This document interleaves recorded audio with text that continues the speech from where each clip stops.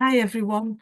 So today's session we're doing is Unit 24 and it's Understanding and Leading Change, and the learning outcome we're doing today is Learning Outcome 4, which is to recommend a range of change leadership approaches to change initiatives. Before I go into Learning Outcome 4, I just want to give you a recap of what we did in the last learning outcome, which was Learning Outcome 3, which is to investigate how forces driving and resisting change influence leadership decision-making. So in Learning Outcome 3, we looked at barriers and resistance to change. So what kind of barriers are resisting to any sort of change? So different levels of resistance. We looked at individual, group and organisational levels. We went on to look at Shen's organisational culture model, self-efficacy, perceptions and situational resistance when determining barriers. We looked at the use of force field analysis to understand likely opposition and support for change. We also looked at leadership and decision-making in Learning Outcome 3, and we looked at leadership ethics for effective decision-making, and respecting and valuing diversity, values and ethical beliefs for an individual. We went on to look at speed of change, for example, preemptive and proactive, or responsive and reactive. We looked at the impact that the scope of change may have on decision making and responding to barriers and resistance to change. So we looked at elements of that. We looked at what are barriers to change, why are they so important within an organisation, and what are the common barriers to change? Communication, it could be culture, it could be management. We then went on to look at the recapping on the models, which we'll do a little bit on Learning Outcome 4 today, in Learning Outcome 4 as well. Levin's change model, Cotter's 8-step, excuse me, 8-step change model. And we looked at the business models also. We looked at different levels of resistance, as I mentioned. We looked at the different situational resistance. We looked at the element of barriers, so things like lack of trust, communication is a big breakdown in barriers as well, Keith. And we looked at organisational bureaucracy. Hi, Keith, have you joined? So we also looked at the use of a force field analysis to understand likely opposition and to conduct force field analysis and the steps. We looked at leadership and decision-making and speed of change and the impact of change on decision-making, so on responding to barriers. So that was Learning Outcome 3 that we looked at in identifying the scope of change, barriers and resistance to change. We looked at preemptive and proactive responses as well in regards to business environment and how that impacts on the element of different approaches and things. And we then went on now to look at Learning Outcome 4. And this is the final learning outcome before we do the assignment discussion. So Learning Outcome 4 is to recommend a range of change leadership approaches to change initiatives. So we're looking at the indicative content, which is the element of leadership approaches, so the content of task, activity or challenge to determine leadership, style and management, proactive approaches, situational leadership, transformational leadership and psychodynamic leadership. And we're going to look at the nudge theory as well and influencing behaviours. Hi Keith, are you on now? Yeah, I'm on. Okay, excellent, thank you. We're going to look at initiating change, so the impact of change and how it's initiated.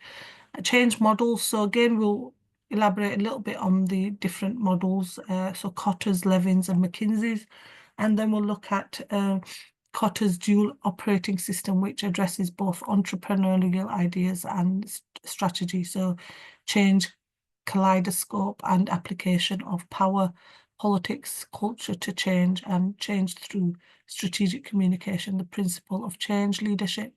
and the use of ATHE model. So that's what we'll be looking at in today's, and there'll be some repetition from the other learning outcomes in regards to the models and things that we've used. So when we look at the elements of what is leadership, and there's different definitions. People have different definitions.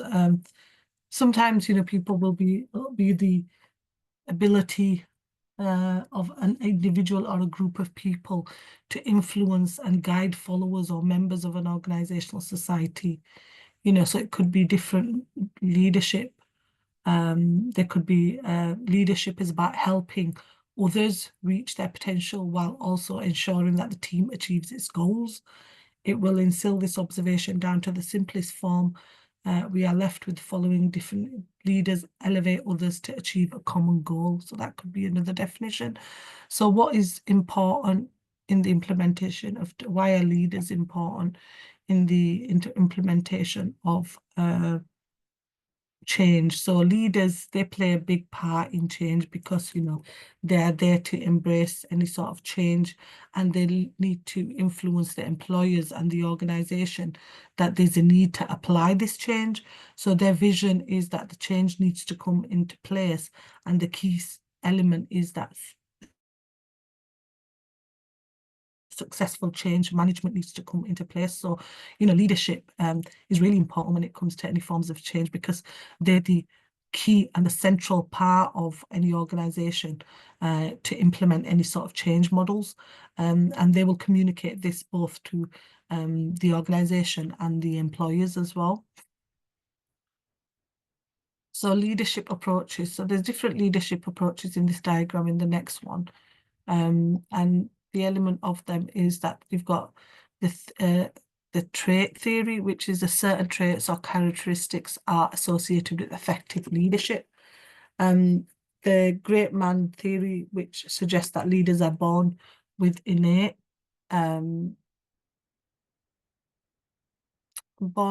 qualities that make them natural leaders. So it's important to identify the different types of leaderships as well, which we'll be looking a little bit at later on. You've got behavioral theory, you've got situational leadership, transformational leadership, and authentic leadership, which we're going to go through, and servant leadership as well. So this identifies each one in a bit more, identifies the theory and gives you an example around it in that element. So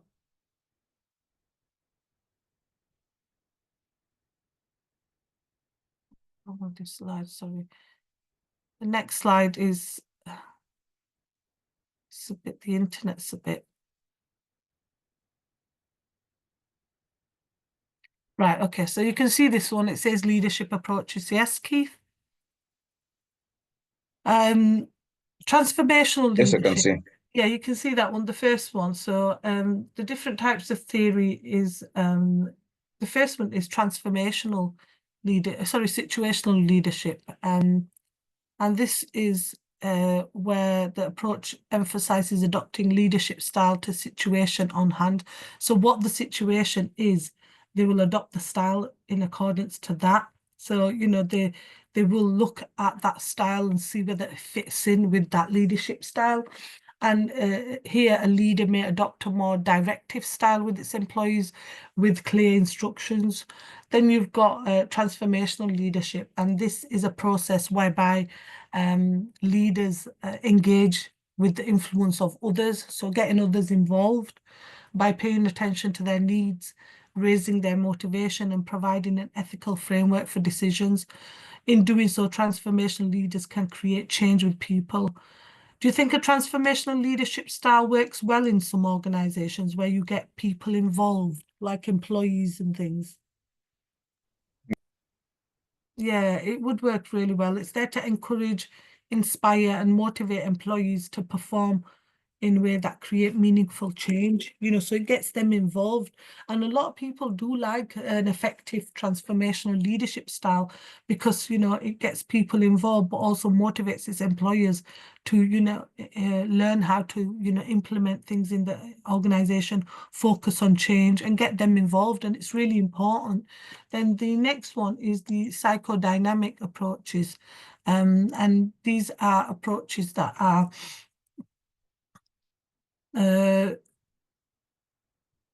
focuses on things like dynamic of human behavior. So it emphasizes on the human behavior, which is often the most difficult to understand. It acknowledges that people are complex, unique, and it also identifies, the motivational drivers here as well.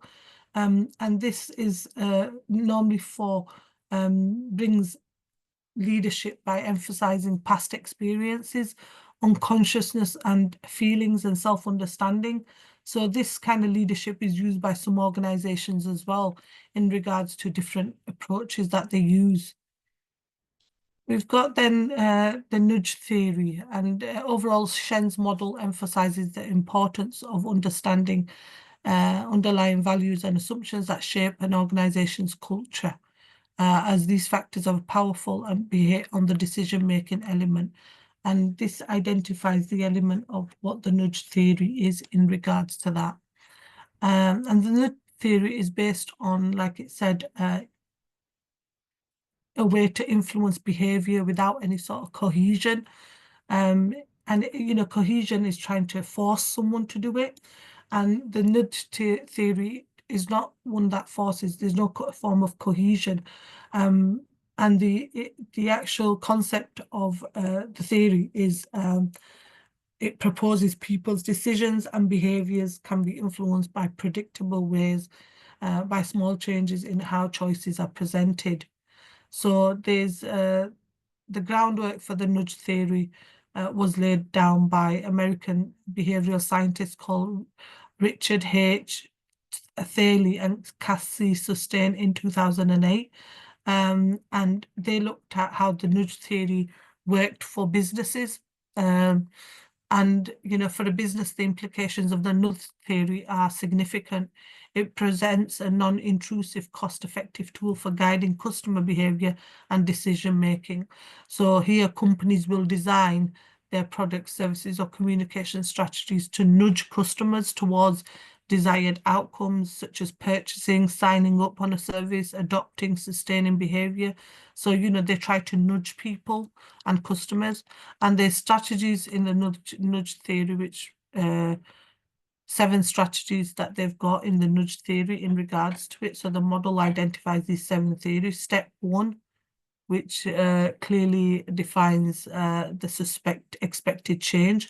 Step 2, which looks at the stakeholder analysis. Step 3, use evidence to support change and set a time. Step 4 is to set change as a choice. Step 5, gather and listen to feedback. Step 6, remove barriers to change adoption. And step 7, sustain changes and celebrate short-term, wins as well here.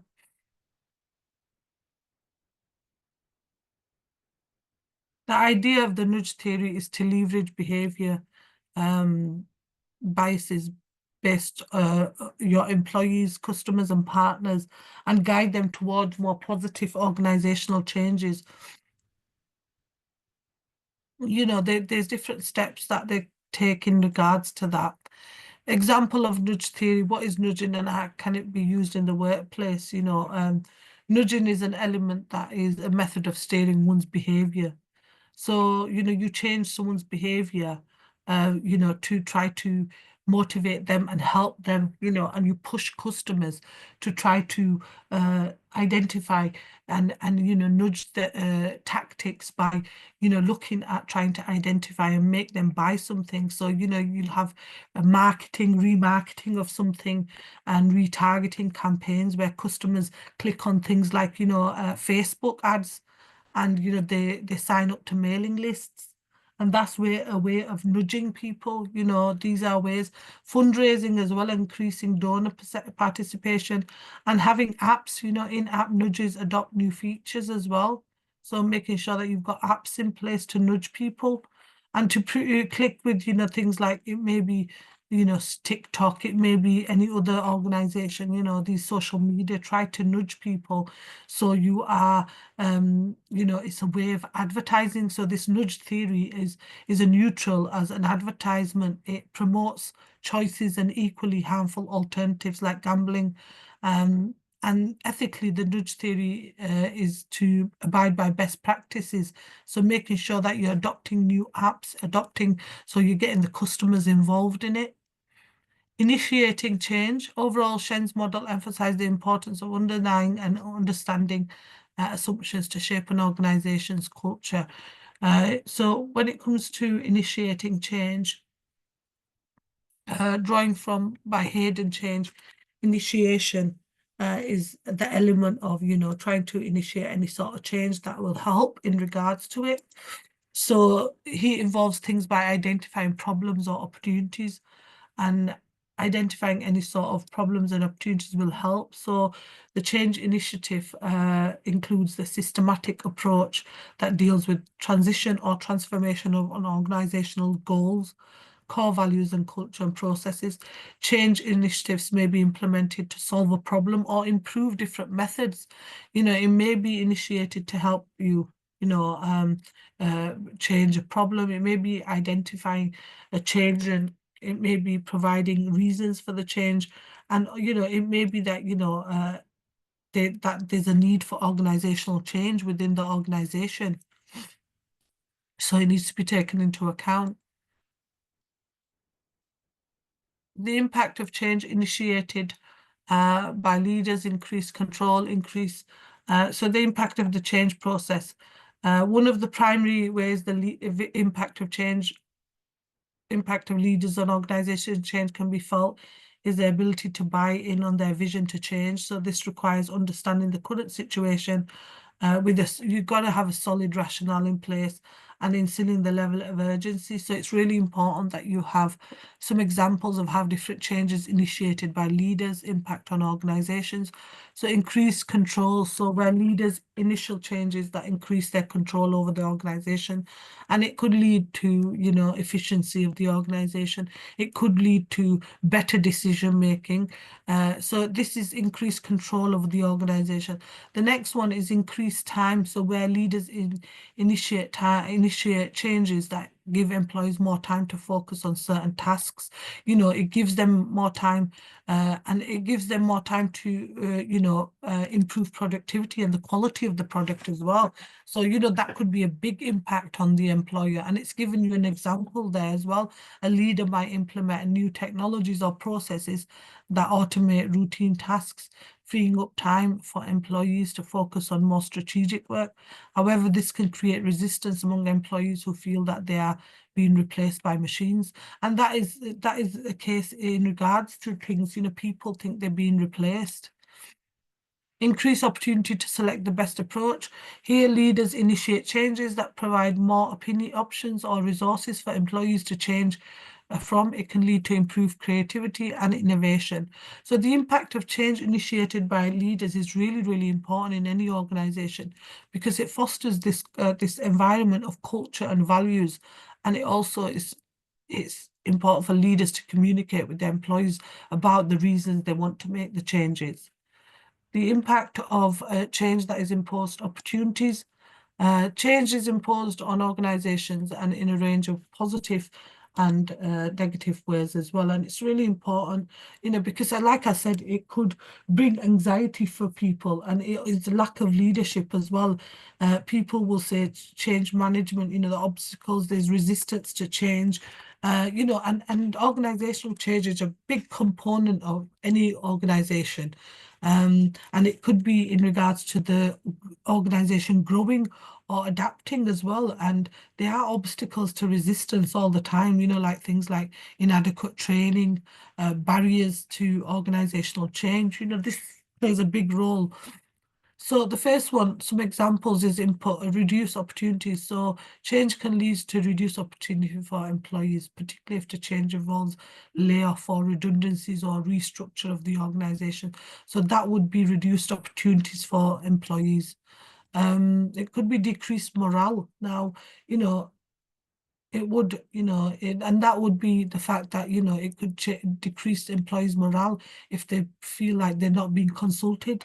So, ineffective communication happens here. So you should make sure that this communication is a huge part of any change or any organization, because you need to overcome the barrier by having effective communication, making sure you're focusing, making sure you're getting the employees involved in the, element of change, and making sure, that they understand what's happening. Resistance to change imposed, that people are resistant to change. They don't want change to happen. They want to try to avoid any sort of change. And, they will always be resistant. They'll have their own opinions about something. If they don't want to use a laptop, if they don't want to use a computer, if they have new training to do, they will always be resistant to change, and they will also, try to avoid that. Decreased trust. This comes with the issue of, between the leaders and the employees. They have no trust in the leaders because they feel like that they've not been communicated what's going to happen, and, they feel like there's elements of trust that will make it difficult to implement that change. Overall, the impact of imposed change will depend on many factors. It could be values, it could be adequate training, it could be behaviors of employees, but leaders need to be strong to implement this change and make sure they communicate with the employees, make sure they are, providing training, make sure they're using these management models to implement any sort of change, creating a communication plan, providing training.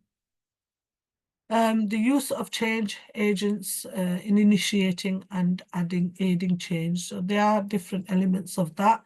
Change agents are individuals or teams with organization responsible for initiating and guiding change, and they are a pivotal part of the organization transformation. They play a big role. They have the ability to lead, communicate, and adapt whether the change initiative would succeed or fail. Effective change agents are leaders to inspire strategies which plan and problem solvers to overcome obstacles. So they are there to identify any elements of change. And they do play a big part in the organizational change. So firstly, identifying and analyzing problems. Change agents is a group of people, like we said, who initiate any sort of change that is needed and any sort of analysis, and they conduct research, gather data, and try to identify any sort of change that is needed. Facilitating communication. So change agents can facilitate communication between departments or teams or organizations. So they'll get together, they'll facilitate communication, and they'll identify if there's any need for any sort of elements of change with the organization, but will implement it within communication with the others.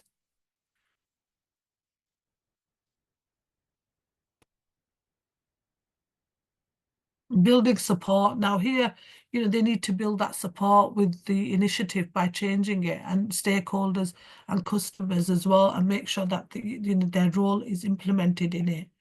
They also need to develop and implement plans, and the plans are there to, try to identify if there's any need to implement changes, put in training, performance to make it effective and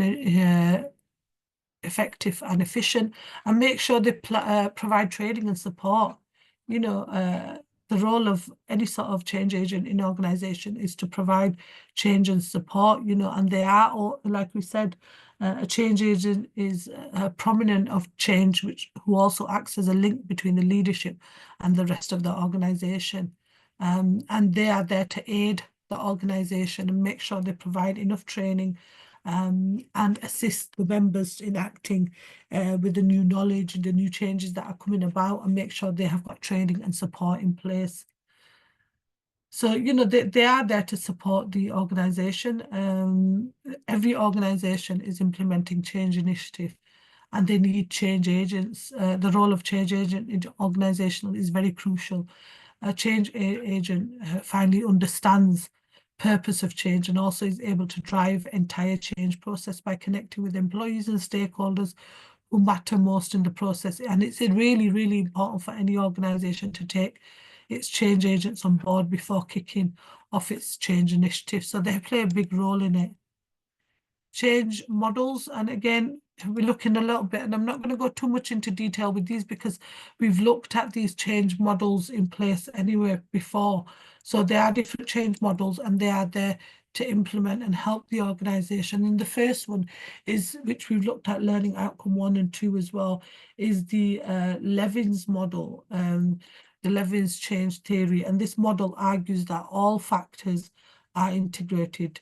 Therefore, change in one will eventually affect all factors. And Berkeley believed that environmental factors be most important driver for change. Indeed, most change can be traced back to external drivers for change as well. In regards to some advantages and disadvantage benefits, it's worth noting that these benefits and advantages are not exhaustive, and the effectiveness of Lit 1 change will depend on specific contexts in which it's used. So different organizations will use it differently, and the organizations will benefit or disadvantage differently. So, you need to bear in mind that this diagram identifies the elements of it. So the first one in advantages is that it's comprehensive framework that considers a wide range of factors that influence organizational change. The benefits is holistic view of organizational change. It can be used as a diagnostic tool to identify areas of weakness or potential resistance to change, and it can guide the development of strategic plans for organizational change. The disadvantages of it is that it's complex and difficult to understand to implement for some organizations. It also requires a significant investment of time and resources to gather data analysis, factors, and develop a comprehensive change plan. And it may not fully account for human factors that influence change, and it may not be applicable to all organizations or types of organizational change initiatives. Then we've got the Cotter's one. And the Cotter's change model, it goes through a process of change, and there's 8 steps in the process of change, include creating a sense of urgency, forming powerful guiding coalitions, developing a vision and a strategy, communicating the vision and removing obstacles, and empowering employees for action and creating a short-term model. So, there are different advantages and disadvantages of having the 8-step model as well. So the advantages are it provides a clear step-by-step framework for managing organizational change. It's built on proven research into change management. It provides a roadmap for engaging stakeholders, and it can be tailored to fit the specific needs of the organization. So make sure that, when you're looking at it, it fits, and it's strongly focused on employee buy-in and communication. So it's really important on transparency of communication. Disadvantages is may oversimplify complex organizational issues or challenges, may not be fully account for the unique cultural or environmental factors that can influence change, and it can be challenging to implement in large complex organization or those significant resistance. And it requires ongoing effort and commitment, and it may not be suitable for all types of initiatives. So it may not be a suitable model to use for all organizations. Some organizations it may work better. The next one is the ADCAR model. Again, we looked at this, so I'm just going to briefly go through what the ADCAR model is. So the ADCAR model, the next one, sorry, focuses on individual change and involves the 5 steps, which is the ADCAR in regards to the 5 stages of ADCAR in regards to it. So it looks at elements of, how the model would work when it comes to things like, changes, how it would support individuals as well, and how it influences goal-oriented change management, and focuses on making change at individual levels.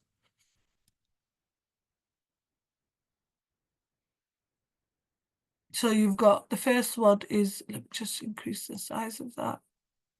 So awareness, desire, knowledge, and ability and reinforcement. So this is the ADCAR model in regards to the issue around change and the knowledge of change, how it would apply in regards to changing certain concepts.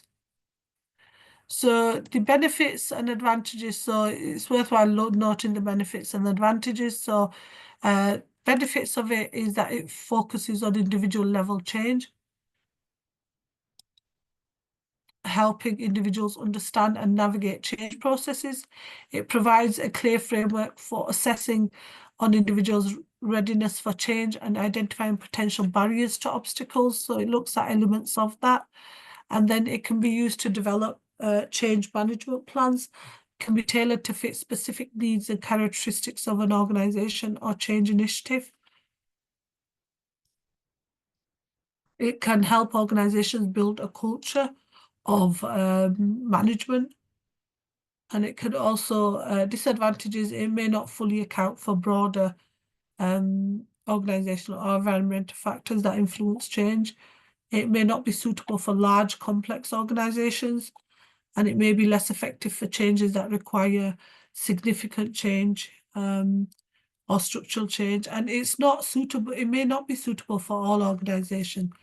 And it requires an ongoing effort as well. So, not all organizations will fit into having the same approach because they all work differently.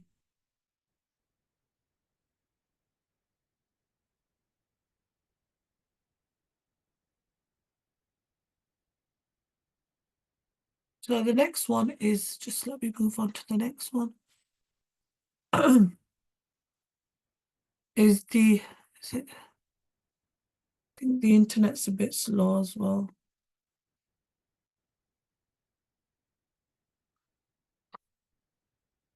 And you see that the McKinsey 7 model, 7S model?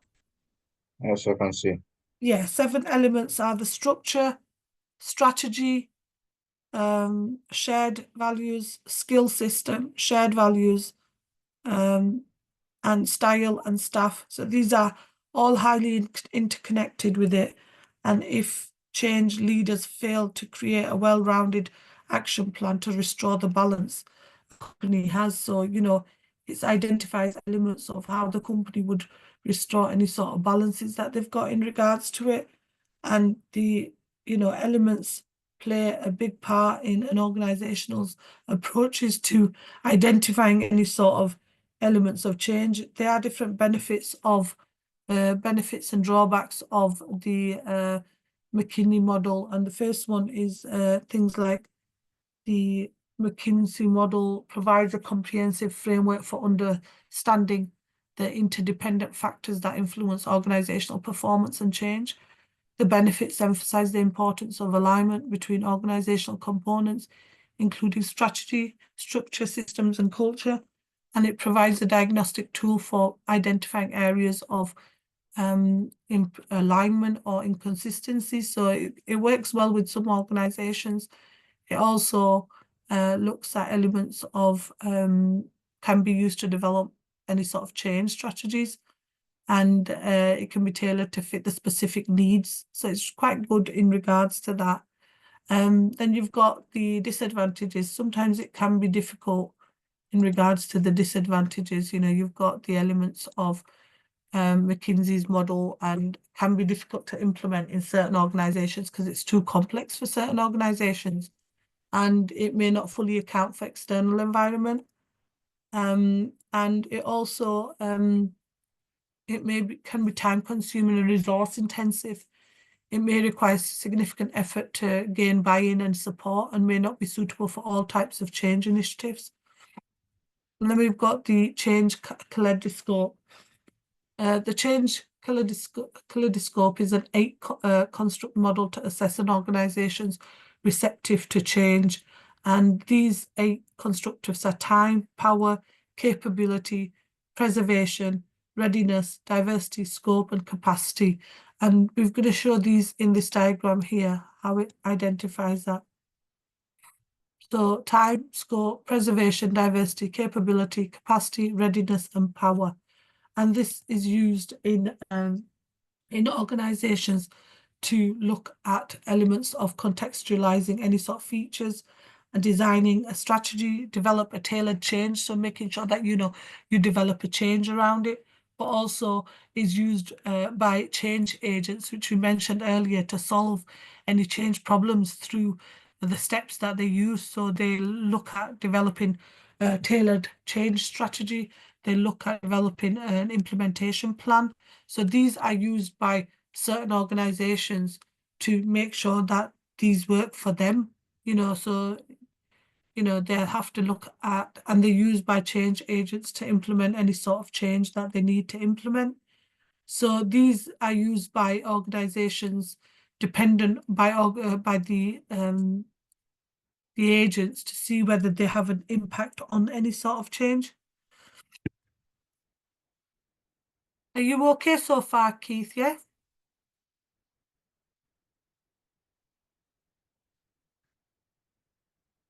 Have you got any questions, Keith, or you okay? I'm okay. I have no questions. Okay. So the next one is to effectively navigate power politics and culture in the context of change. Organizations may need to take a range of actions, okay, and including things like building strong relationships, making sure that they're building these relationships within an organization, making sure that they're identifying any sort of change strategies that they need to implement. And also, they may look at identifying and addressing potential resistance. And resistance is a big part of it, such as people fearing that they may lose their jobs, making sure that, people don't lose their job and they communicate it to properly. That's a big part of it, the impact of change on the processes and outcomes. So employers will feel that, they've not been communicated to well. And also, the fact that it may impact on their jobs. Sometimes certain jobs may have machinery, they don't need people to do it. I went to a restaurant and I remember the robot served us. So would they need waiters anymore? So that would identify whether, they would be resistant to change from employees because they'll realize that they may lose their own jobs. Engaging in active dialogue and negotiation with other stakeholders to address any sort of concerns or anything. And developing change strategies. It's really important to develop any sort of change strategies to align with your culture of your organization, but any sort of strategies that will implement any sort of methodologies or organizational change, make sure that you are aligning with them as well and the needs of the organization as well. Ensuring that leaders are visible and actively engaged in the change process, and then model the behaviors, attitudes expected. So make sure that, you are guiding employers. Also, if there is a change strategy to come into place, make sure there's effective communication strategies to implement in the business so that you're able to, communicate that to the individuals, to the employers, because it's really important for them to not feel like they don't have a job. Because, some employers will feel like if change is coming into place, that means we don't have a job left. And then change through strategic communication, so the principles of leadership. So there is change through strategic communication is an important principle of leadership, the fact that change has to be implemented through that. To have effective communication, and like we mentioned, with the stakeholders, employers, with everyone around, is a big part of it. And change leaders should consider principles of change leadership, should create a compelling vision. So change leaders should articulate clear, compelling vision for change that explains why change is necessary and why the desired outcomes of change are, and foster open communication. So make sure they foster a form of open communication so that there's collaboration between employees and employers. And this can help build any sort of trust, between stakeholders, and any sort of issues they've got, any sort of concerns they've got, it will build that element of trust.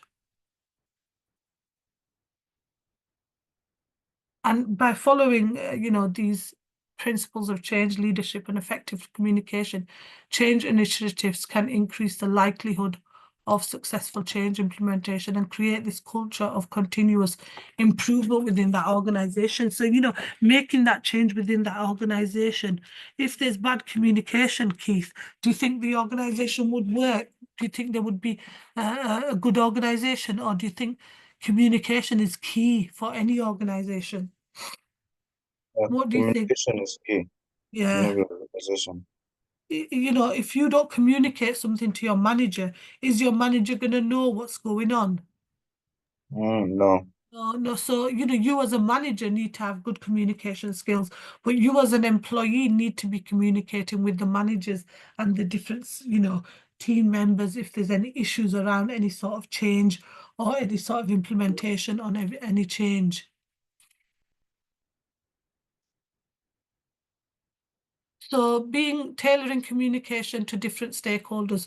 So change leaders understand needs and perspective of different stakeholders and tailor communication strategies according to this, and they involve different channels of communication or adjusting tone and context of messages to ensure that they're relevant and engaging to the audience. So making sure that they're able to speak to the audience, able to communicate them to the audience, and there's no barriers in place.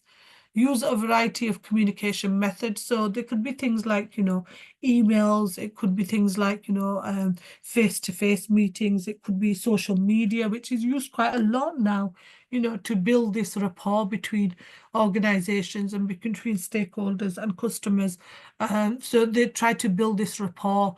So it could be face-to-face, it could be any other digital channels, and it could be messages received and understood by a diverse range of stakeholders, a diverse range of customers. It could be a diverse range of, it could be elements that you're trying to get to the external organization, trying to, put in place any sort of communication methods.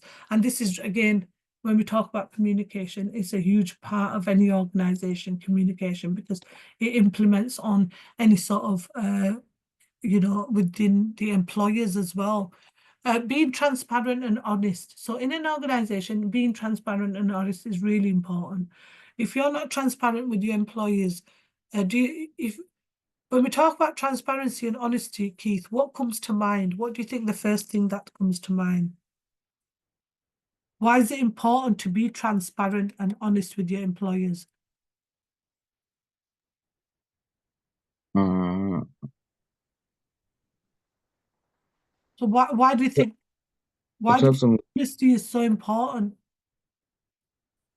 It helps them grow like into the business when they know that if they're able to be honest and all that, the Yeah, things will be good. But if they're dishonest, things yeah, might turn out bad and they yeah. might lose their job.